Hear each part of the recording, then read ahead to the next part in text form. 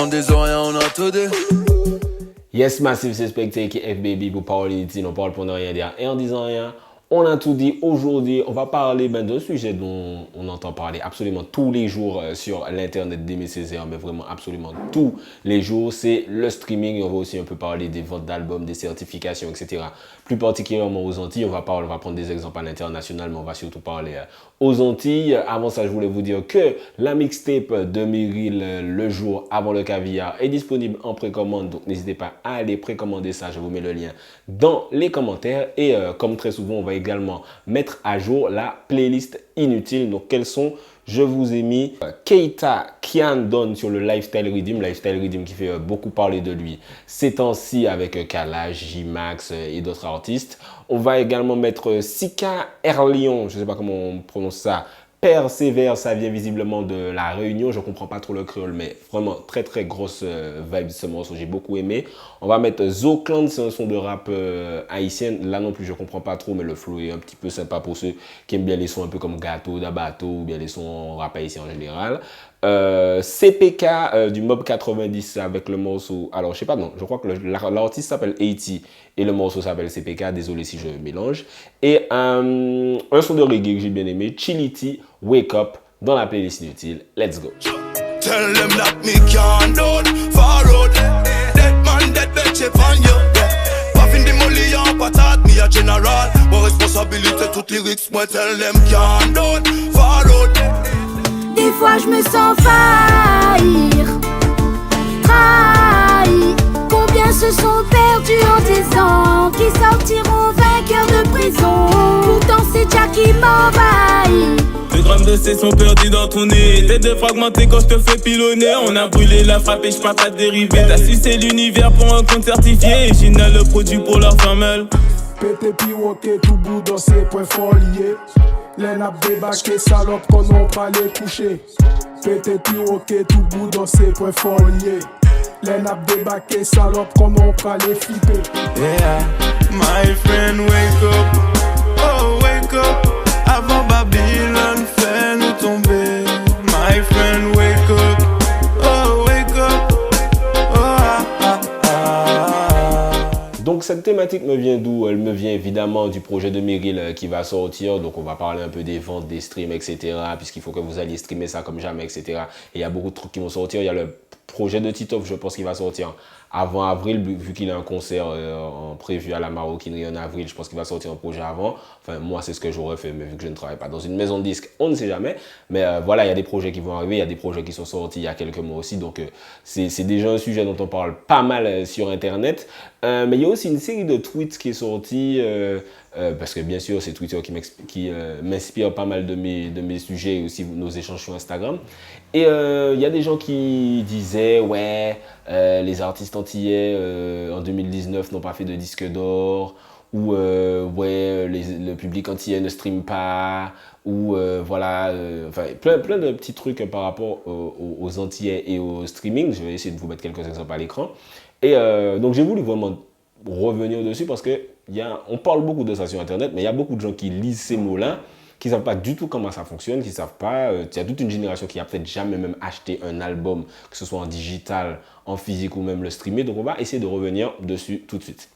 Alors déjà on va définir le streaming donc de façon très simple. Le streaming, on va dire que c'est la consommation d'un média en digital, mais sans l'enregistrer sur ton appareil. C'est-à-dire que par exemple, au lieu d'acheter un son et de l'enregistrer sur ton téléphone, tu le streams et une fois que tu as fini de le streamer, il est plus sur ton téléphone.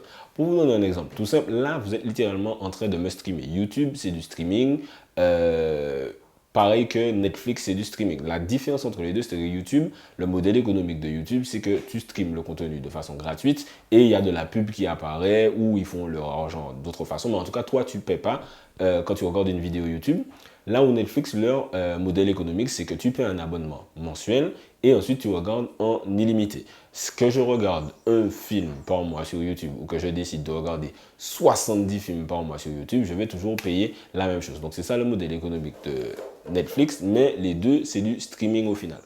Pour les artistes, c'est exactement la même chose. C'est-à-dire qu'il y a beaucoup d'artistes qui mettent leurs morceaux sur YouTube, puisque depuis début 2010, ça a commencé à être la façon la plus évidente de diffuser ta musique, surtout qu'il y avait une grosse part d'underground dans la musique antillaise à cette période-là. Donc, c'est ce que tout le monde faisait. Mais là, on parle de streaming, vraiment, en général, quand on utilise ce terme dans le milieu, on parle du streaming payant, c'est-à-dire d'être abonné à des plateformes donc, qui sont le Netflix de la musique, pour ceux qui débarquent. Donc, par exemple, tu as Spotify, Apple Music, Deezer, moi j'utilise Tidal, etc., etc. Donc, tu payes un abonnement.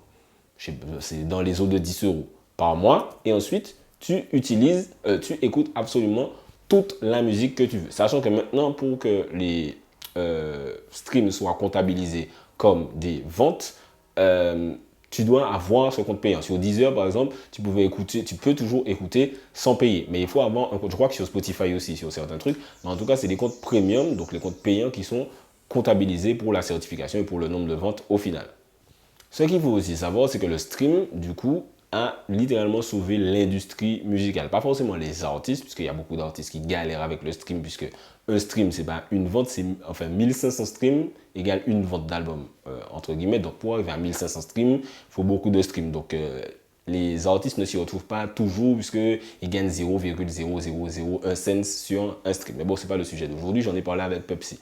Mais là, ça a sauvé l'industrie, c'est-à-dire que il n'y a plus de modèle pour consommer de la musique de façon payante. Les gens n'achetaient plus d'albums depuis, on va dire, 2004, 2005, 2006. C'est là que ça s'est vraiment cassé la figure, où les gens ont arrêté d'acheter des albums. Et le stream a permis de réinjecter de la musique de façon différente grâce à la nouvelle façon de consommer les médias. Tout le monde est sur son téléphone, tu streams. Là où les gens ne téléchargent plus illégalement, puisque les gens ne téléchargent plus de morceaux sur leur appareil, comme je vous disais, c'est comme ça que le stream fonctionne.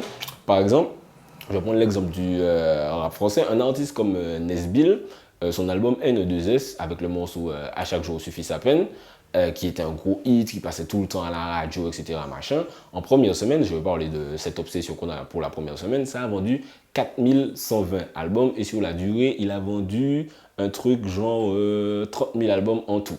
Alors que sur l'album, il y avait donc À chaque jour suffit à peine, qui est un big single, un feat avec Lafouine, un feat avec Orelsan, et il a vendu 30 000 en tout. C'est-à-dire que le disque d'or est à 50 000. Même à cette période-là, il n'a pas fait disque d'or parce que il n'y avait pas encore le stream et les gens téléchargeaient illégalement. Et voilà. Ensuite, sur son album juste après, pareil, qui s'appelait...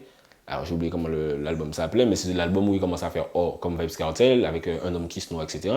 Pareil, il a vendu genre 4000 albums en première semaine et ça n'a pas vraiment augmenté après. Donc c'était vraiment un gros échec, alors que Nesbill, c'est un artiste très connu, dans le rap français en tout cas, qui a eu des feats avec Booba, des feats avec Lafouine, avec Orelsan, qui est produit par Scred, qui est aussi le producteur d'Orelsan, mais ça s'est quand même cassé la figure à cette période-là, parce que ça ne vendait pas. Un artiste comme Nesbill, avec un son comme À chaque jour suffit sa peine, arrive maintenant, rien qu'avec les streams de À chaque jour suffit sa peine, il est disque d'or sûr et certain. Donc voilà en quoi le stream a vraiment sauvé. Un artiste comme Dossé réussi à exister maintenant, parce que même où il a fait un gros tube, mais ses albums, même sans faire des gros tubes nationaux, réussissent à se vendre grâce au stream, puisqu'il a une fanbase fidèle qui écoute de toute façon. Donc c'est comme ça que le stream a sauvé l'industrie de la musique, parce que chaque écoute rémunère l'artiste écoute dans les certifications, là où avant, tu achetais l'album une fois et c'était tout.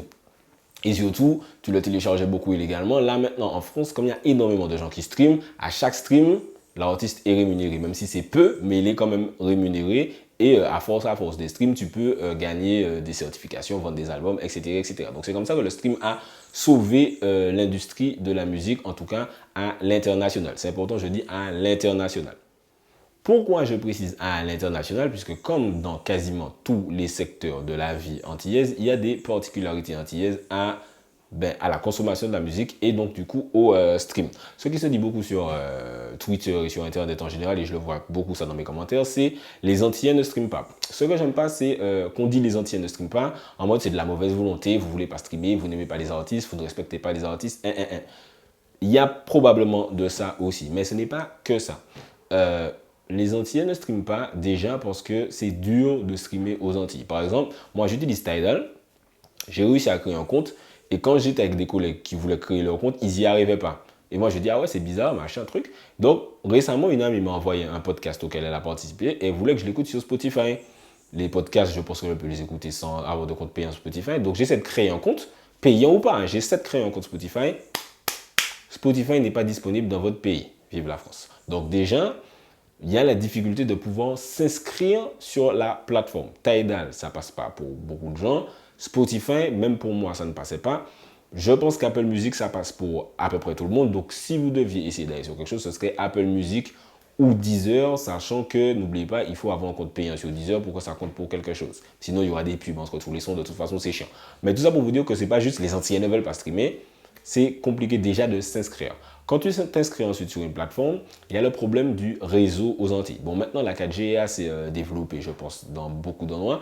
Mais il y a toujours beaucoup de gens qui vont te sortir du « j'ai pas de réseau, ma 4G ne passe pas, etc. etc. » Là où dans l'Hexagone, je suppose que ça existe aussi, mais beaucoup moins. Donc, c'est beaucoup plus facile de streamer un truc. Si quelqu'un soit à l'endroit où tu es, en plus, ils font des beaucoup plus longs trajets que nous.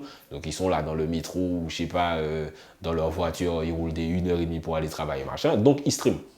Ils streament, ils sont là, ils mettent leur playlist, machin, etc. Ils streament. Là où nous, tu vois, pour faire le 20 minutes, cet esprit lamentin, déjà que je n'aurai pas forcément de réseau, peut-être que mon premier réflexe, ce ne sera pas de streamer. Donc déjà, il y a ces particularités-là à prendre en compte. Et il y a aussi le fait qu'il n'y a pas beaucoup de projets qui sortent, de projets antillais qui sortent. Chaque semaine, en France ou en Amérique, tu as genre, là on est dans l'urbain, dans le rap, ou dans le R&B, ou je sais pas, ou dans l'afro-trap, ou dans la zumba, tu as genre 5 albums qui sortent chaque semaine. Nous, si on a 5 albums qui sortent dans l'urbain par an, c'est une grosse année. Tu vois, c'est-à-dire que l'année dernière, d'un coup, on a eu Admiralty, Kalash Shake, c'était énorme. On s'en rend pas compte, mais si moi, quand j'étais au lycée, j'avais eu ces 3 albums qui étaient sortis en 2 mois, ça aurait été, frère, le Père Noël. Tu vois, on n'avait pas énormément d'albums, on avait genre Chris une année, l'année d'après, on avait Admiralty, peut-être une mixtape comme ça de temps en temps pour avoir un album de paille. On a attendu super longtemps, donc voilà, c'est cette particularité-là aussi qu'il faut prendre en compte, c'est qu'il n'y a pas beaucoup de projets qui vous donnent une émulation un sursaut de « Allez, je vais m'inscrire sur une plateforme de streaming pour écouter ce projet-là. » Et puis « Ah, c'est cool finalement de streamer, je vais rester. » Tu vois, entre chaque album, les gros artistes, ben forcément, il y a 2 ans qui passent. Les petits artistes, moyens artistes, on va dire, par exemple un Titoff ou un Mathieu White, etc., ne vont pas drainer assez de gens sur les plateformes de streaming pour que les gens restent et prennent forcément tout de suite l'habitude de streamer. Donc il y a toutes ces particularités à prendre en compte quand on parle du streaming aux Antilles. Un autre argument que j'ai vu sur Twitter récemment, c'était sur l'album de Kalash. Les gens n'ont pas streamé. On dit que l'album ne fait pas tant de ventes parce que les Antillais ne streament pas. C'est faux. C'est juste parce que l'album n'est pas bon ou que les albums des Antillais en général ne sont pas bons. Je pense qu'il faut arrêter de faire cette hiérarchie de le rap français ou le rap américain font de bons albums et la musique antillaise ne fait pas de bons albums. Il y a des mauvais albums dans tous les genres de musique. C'est sûr que dans les musiques antillaises, même moi quand je chronique les albums, vous voyez que je kiffe pas tout, mais dans le rap français, il y a des albums qui pour moi sont inécoutables. C'est pour ça que même moi j'ai arrêté d'écouter beaucoup de rap français parce qu'il y a des albums, je me dis, frère, t'as appris tous les featuring à la mode, tu les as collés sur ton album pour que ça fasse du stream, mais en fait l'album il est nul. Mais ça fait quand même disque radio. Par exemple, l'album de Gradio, j'ai pas écouté, vous n'allez pas me dire que c'est une tuerie. Et je pense que le gars, il a fait ses ventes. Donc c'est plus une question de buzz qu'une question de qualité. Il faut arrêter cette hiérarchisation de cet album-là est bon, cet album antillais est pas bon, cet album de rap français est bon. C'est totalement faux. Il y a du bon et du mauvais partout. On va commencer déjà à parler de la première semaine. Et même en général, ceux qui streament tes albums, en général, pour beaucoup d'artistes, en tout cas, c'est ce qu'on appelle ta fanbase. C'est-à-dire que c'est les gens qui sont vraiment investis dans ta carrière, qui te suivent sur Instagram, qui te suivent sur Twitter. Quand tu sors un son, ils sont au courant, machin. Ce qu'on oublie, c'est que beaucoup de la population n'est pas du tout comme ça. C'est-à-dire qu'un album sort, ils sont au courant 2 mois après. Un clip sort, ils vont voir ça 2 semaines après. Ils vont se dire, ah ouais, t'as sorti un album, machin. C'est pas tout le monde qui est assis là qui se dit, ah ouais, un album sort, je suis pressé d'aller lâcher. Ça, c'est la fanbase. Et pour les Antillais, encore une fois, la particularité antillaise, ta fanbase, ce seront les Antillais. Soit qui vivent aux Antilles et qui, du coup, on a dit précédemment, ne peuvent pas forcément streamer, ou les Antillais de l'Hexagone. Mais ça ne fait pas énormément de personnes. En tout, aux Antilles, les Antillais aux Antilles même, dans la musique urbaine, on doit être, allez, un public de 500 000 personnes, un truc comme ça. Et dans l'Hexagone, tu rajoutes, allez, ça fait peut-être 1 million 500 000. Donc ça fait déjà pas un public énorme comparé au public rap français. Mais c'est pas la qualité d'un album qui fait que maman, cet album-là est tellement bon que beaucoup de gens vont aller l'écouter en première semaine. Ça, il y a des gens qui entendent ah ouais, le bouche à oreille, cet album-là est bon, je vais aller l'écouter. Mais de base, c'est les gens qui attendaient déjà l'album qui vont aller l'écouter. Ceux qui ont en plus la possibilité de streamer. Donc, la première semaine, on va en parler après, ne représente pas la qualité d'un album. Ce raccourci qui est fait est faux aussi. Il y a des albums nuls, mais nuls, qui ont d'énormes premières semaines parce qu'il y a un gros single. Ou il y a des albums très bons qui font de grosses premières semaines, mais c'est pas non plus parce qu'ils sont bons, c'est juste parce qu'ils sont drivés par ce single-là ou ce single-là. Il faut faire une grosse différence entre vente et qualité d'un album. Ça va ensemble. Il y a parfois des albums qui sont tellement bons, qui réussissent au fur et à mesure à conquérir un public, mais c'est pas dans le premier mois ou dans les 2 premiers mois que tu vas ça. Tout est une question de buzz ou de gros singles qui fonctionnent énormément. Et comme je disais, la fanbase des Antillais, c'est les Antillais, c'est pas les autres communautés, tu vois, genre les Arabes, les Africains ou les Blancs de l'Hexagone, ne sont pas là en mode ah ouais, le dernier album d'Admiralty, je suis pressé que ça sorte, tu vois. Admiralty, il a fait un feat avec Diams, c'est pas pour ça que tout de suite les fans de Diams sont devenus fans d'Admiralty. Il a fait un feat avec Diams, il a fait un feat avec La Fouine, Viser la victoire, etc.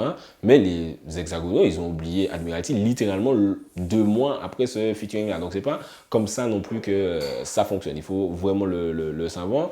Il y a eu Admiralty, mais il y a eu aussi Chris avec Dangereuse et Selecta machin. Il y a eu l'autre Co-City avant eux qui a fait Morenas, il a participé à Urban Peace au Stade de France, il a fait Ma Benz, etc. C'est pas pour ça que le public hexagonal est resté en mode ah ouais, l'autre Co-City, je suis pressé qu'il sorte un album. C'est pas comme ça que la fidélisation fonctionne. Les artistes entiers ont un gros chemin à faire pour rattraper les artistes hexagonaux qui portent directement avec la fanbase de tout ce qui est banlieue, province, les gens fans de rap. C'est pas du tout la même chose. Donc là, je peux vraiment vous dire qu'il n'y a pas la comparaison qu'on fait, ah oui, les artistes antillais doivent vendre autant que tel artiste de rap français, etc. C'est vraiment dans vos têtes, ça. Parce que c'est totalement impossible, statistiquement parlant. Quand tu es un artiste, moi j'essaie de faire plusieurs hiérarchisations de popularité. Donc déjà, tu as en France, on va rester en France, tu as la superstar qui est Aya Nakamura et tu as des artistes comme Maître Gims qui sont aussi superstars. C'est-à-dire que ça sort, l'album sort directement, tu as des gens dans toute la France qui vont aller écouter, même pas forcément des fans de musique urbaine, des enfants, des adolescents, des adultes. Ça, c'est des superstars. Jaja, ça paie comme jamais, je t'ai tout donné. Ça, c'est vraiment des big singles à l'échelle nationale. Ensuite, tu as les...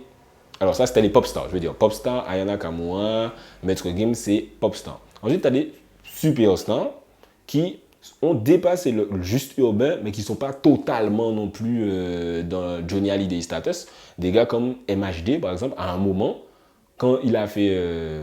La Puissance, les Afro Trap Party 72, ou le son qui met et le son qui parle de mariage là, tu vois, il était dans ce superstar status. Il n'était pas encore pop star comme Maître Gims, mais il avait dépassé le juste urbain. Niska, il aussi entre superstar et ouais, je pense qu'il est dans superstar. Ça fait comme jamais, réseau, machin.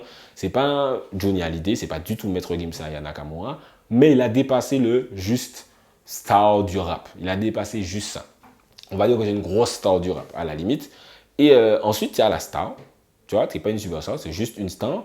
Ou tu as les gars comme star du rap. Youssoupha, Dossé, Kalashi un petit peu dedans maintenant.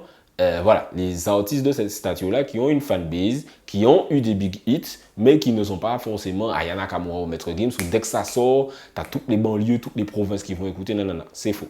Et ensuite, tu as en dessous, artistes, ce que je vais dire, artistes reconnus, des gars comme Dinos, Medine, tu vois, des gars qui sont dans le rap français, qu'on respecte de ouf, mais qui ne vont pas vendre des millions, même des milliers, ça va être compliqué, d'albums, automatiquement parce qu'ils sortent un album. C'est pas du tout comme ça que ça fonctionne. Dans Popstar, je peux rajouter Soprano. Moi, par exemple, j'écoute plus Soprano, mais Soprano, il remplit le stade Vélodrome comme ça. Il est dans The Voice, etc. C'est une autre stratosphère, en fait. Et selon l'endroit où tu te places, bien sûr, dans ces strates de machin, popstar, superstar, star, artistes reconnus, tes ventes vont changer. Les artistes antillais, le problème, c'est qu'ils sont en dessous, pour la plupart, d'artistes reconnus à l'échelle nationale, puisque il n'y a que nous dans notre... En gros, quand tu es connu en Martinique, c'est comme si tu es connu que dans le 9-3. Tu vois, tu es connu que dans le 9-3, tu ne vas pas vendre énormément d'albums. Imaginons que tu es connu Martinique, Guadeloupe, tu vas vendre que dans le 9.3 et dans le 9.4. Donc, tu ne vas pas vendre énormément d'albums. Donc, il faut qu'on prenne en compte cette échelle-là. J'ai envie de revenir maintenant sur l'histoire de, première semaine. Vente en première semaine. C'est super arbitraire. Pourquoi première semaine? Pourquoi pas premier jour? Pourquoi pas premier mois, etc. Je vais vous expliquer d'où ça vient. Donc, je ne sais pas exactement moi d'où ça vient, mais moi, là où je remonte le plus loin, c'est quand Jay-Z était en clash avec Nas, en Amérique. On arrive en Amérique, puisque de toute façon, le rap français ne fait que suivre le rap américain, et nous, on commence à suivre le rap français. Quand Jay-Z est en clash avec Nas, il a dit un truc genre I sell more in my first week that you did your whole shit.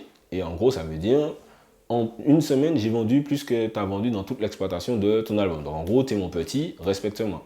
Et le rap français qui suit le rap américain a au moins 10 ans après, non pas 10 ans, peut-être 6-7 ans après, avec Rof et Booba, ils ont voulu faire la même chose. Booba a voulu être en compétition avec Rof pour la sortie de son album. Rof a dit non, etc. Mais c'est la même chose qu'il voulait faire. En mode, qui est-ce qui va vendre le plus en première semaine? Finalement, Rof a refusé. Il a décalé son album. Je suis persuadé qu'il a baltringué. Mais bon, bref, c'est un autre sujet. Finalement, Rof a vendu plus que Booba. Et on en a entendu parler pendant des années. Le record de vente. C'était quoi? C'était pas le code de l'horreur. C'était quoi? Ouais, c'était le code de l'horreur, je crois. Ouais, le code de l'horreur, record de vente, de machin, etc. Si bien qu'après, quand il faisait moins en première semaine, il disait c'est à cause des tempêtes de neige que j'ai moins vendu en une semaine, etc.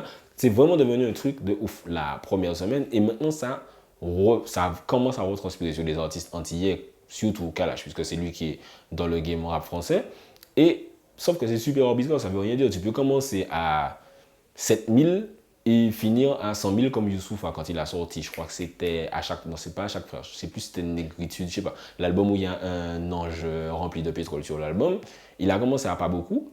Et au final, avec des singles comme Dreamin' ou le son avec Corneille, au final, il a vendu 100 000. Parce que sur la durée, l'exploitation, etc. Donc c'est vrai que si ta première semaine est faible, c'est compliqué après de rebondir pour exploser, mais ce n'est pas impossible. Donc le dictat de la première semaine, déjà de 1, ça ne veut rien dire sur la qualité de l'album, puisque comme je vous disais, c'est ta fanbase vraiment de ouf qui va écouter ton album dès qu'il sort la première semaine, ou bien si tu as un gros single. Donc ça ne veut rien dire sur la qualité de l'album en lui-même. Donc les gens qui disent telle personne n'a pas vendu parce que l'album est nul, ça veut absolument rien dire. Tu peux avoir un album génial et comme les gens ne savent même pas qu'il est sorti ou les gens s'en foutent ou bien les autres communautés s'en foutent, tu ne vas pas vendre. De toute façon, tu vas vendre ce que tes fans te permettent de vendre en gros.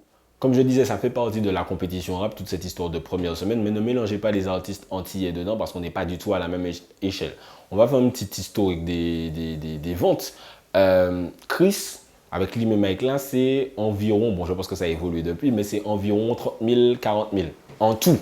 Pas première semaine, en tout. Et c'est un album qui a énormément vendu, il est là. Il est là, tu vois, il a énormément vendu cet album. Mosaic Call, je ne sais pas exactement, mais ça doit être dans les mêmes... Non, Mosaic Call, c'est 50 000 albums. À l'époque, c'était même pas disque d'or. On appelait ça disque d'argent, comme ça vendait plus. Le disque d'or était à 100 000 et ils ont baissé le disque d'or à 50 000 et maintenant 100 000 c'est disque de platine. Donc voilà, c'est tout un truc. Donc voilà, Admiralty c'était 50 000 et pendant peut-être 10 ans après, on ne s'est pas posé la question. C'est-à-dire que combien l'album de Seik a vendu face à la réalité, on ne sait pas.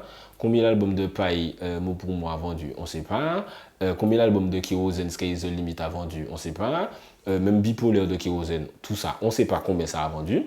Mais ce qui s'est passé, alors pour revenir dessus aussi, je parle souvent des ventes parce que moi, c'est pas du tout un tabou. Tu as vendu, tu n'as pas vendu, ça, comme je vous dis, ça ne veut rien dire. Mais il y a un tabou. Donc quand je dis que les artistes entiers ne vendent pas énormément comparé aux rappeurs français, ou ne vendent pas énormément tout court. Par exemple, il y a je crois que c'est le manager de Paille, je ne suis pas sûr, je sais pas, je crois, ou Dixman ou des deux, je sais pas, sur Twitter, qui a commencé à se lancer dans un truc, ouais, les gars comme Spectre et Pepsi, ils donnent des infos alors qu'ils savent rien, et machin, etc. Donc nous, enfin moi, parce que tu me parles, je te réponds, donc du coup, ils vendent combien? Et là, il me dit, ouais, non, c'est pas à moi de donner cette info, etc. Donc en gros, tu dis qu'on ne sait pas, donc toi, tu sais, mais tu ne veux pas dire. Donc il y a un tabou ridicule, déjà que je trouve ridicule, si tu sais, dis. Mais il y a ce tabou qui existe chez les entiers parce qu'on sait que les ventes qu'on fait par rapport à l'amour que notre public est censé avoir pour nous, enfin pour eux, pour les artistes, et c'est super faible les ventes qu'on fait. Ce qui s'est passé, c'est que Kalash est arrivé, il y a eu l'alignement des planètes, son talent, plus l'influence qu'il a eu en travaillant avec Booba, plus sortir les bons sons Booba, parce que tu peux travailler avec Booba. Shay, elle a travaillé avec Booba. c'est une artiste que j'aime beaucoup. Mais le disque d'or, elle a eu un disque d'or sur le premier album et il a pris peut-être un an et demi à arriver.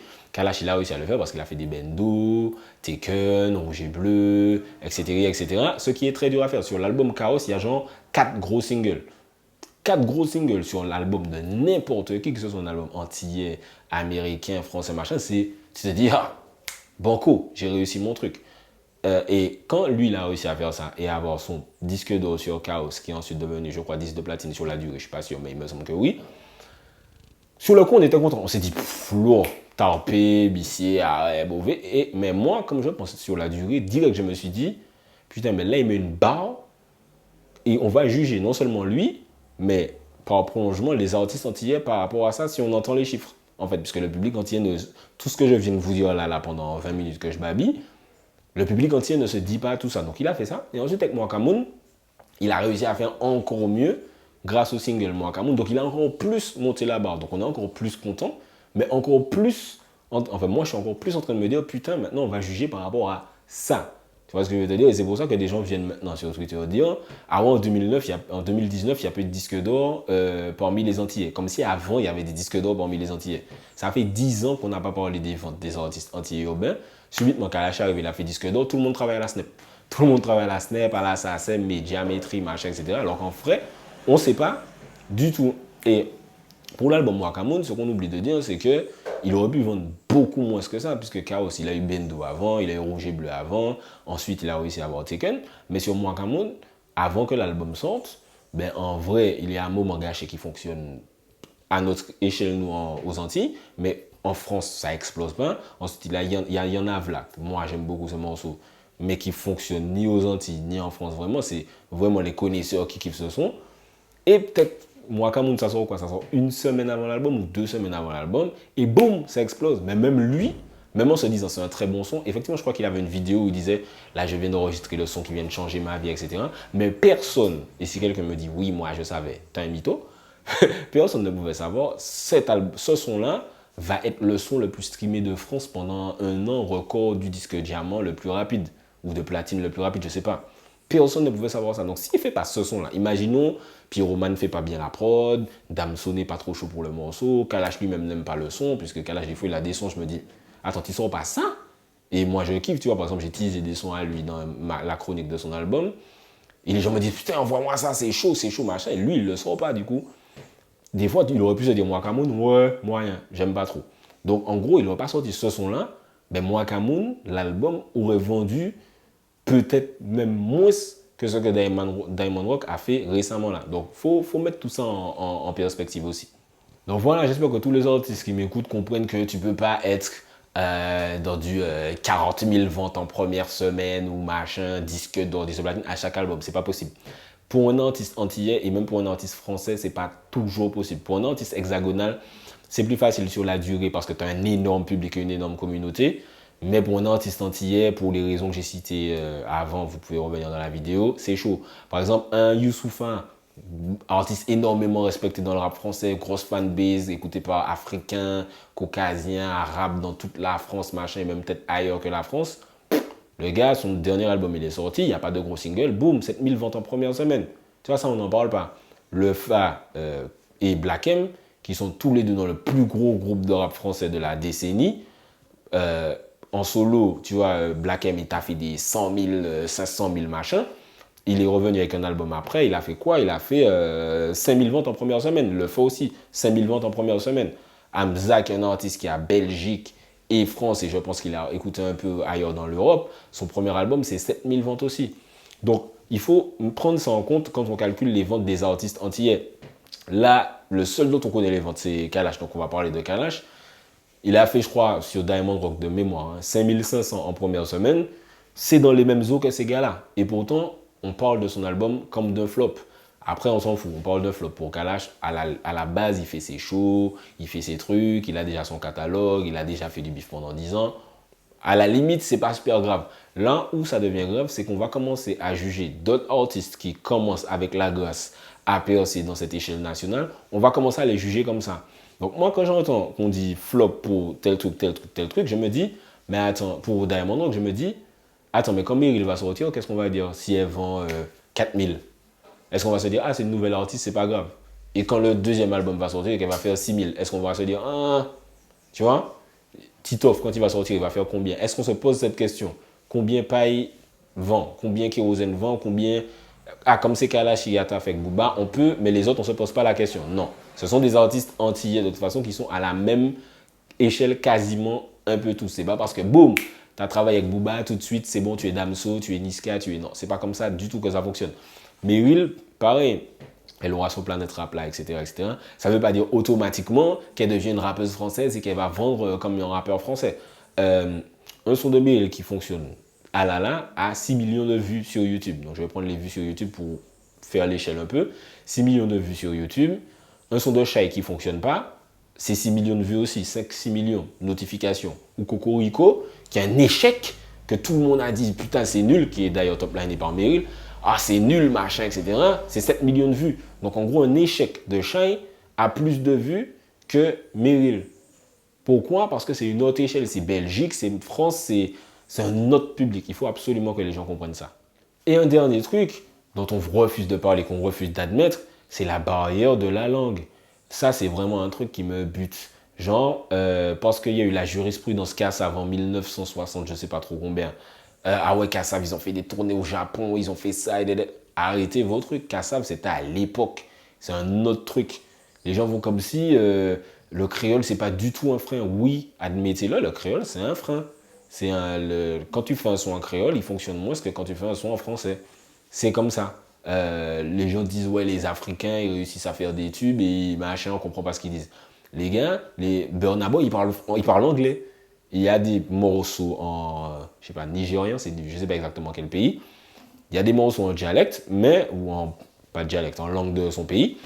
Mais, ils parlent anglais dans my nigga, what it's gonna be. G-Wagon, ultimately, ou Whiskey, yeah, baby, come close. Il y a des parties où ils parlent leur langue, mais le gros du son, une grosse partie du son est en anglais. Il faut totalement arrêter. Et surtout, mais l'Afrique, ses frères, vous vous rendez compte de la taille de l'Afrique, ça n'a rien à voir. Acceptez les particularités antillaises, achetez les albums, essayez de vous forcer à streamer si possible. Mais quand vous jugez les artistes, ayez tout ça en compte, arrêtez de... Vous n'êtes pas à la Snap, vous n'êtes pas à la SACEM 972. Déjà, appréciez la musique. Et si vous voulez vous lancer dans les débats musicaux, ce que j'adore faire, faites-le avec tous ces éléments en tête, sinon ça n'a aucun sens. J'ai parlé pendant très longtemps, je n'avais pas prévu de parler aussi longtemps. J'espère que vous avez un petit peu compris. N'hésitez pas à me dire ce que j'ai peut-être oublié dans les commentaires et à vous abonner à la page comme jamais. C'est un spectacle pour Power Unity, on va le bonheur rien dire. Et en disant rien, on a tout dit. On des oreilles, on a tout dit.